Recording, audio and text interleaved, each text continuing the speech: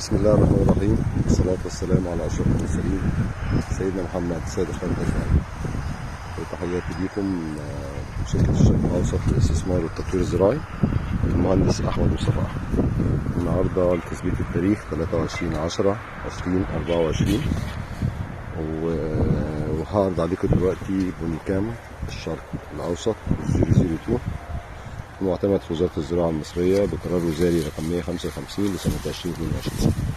النقطة اللي أنا عايز أوضحها، إحنا دي عشان الظروف المناخية اللي إحنا داخلين عليها دلوقتي، بالليل بيبقى فيه نسبة صقيع ونسبة برد، فأفضل طريقة دلوقتي إن تشتغل بيها كده نقلع النبات من الأرض بكليته ونبدأ نفسخه. النبات زي ما أنت شايف كده، شايف عروق وجذوره لونها احمر ازاي، عشان ده من فصائل قصب السكر الاحمر، والساق بتاعته زي ما انت شايف هو خالي من القشور خالص، وبطن الورقه برضه.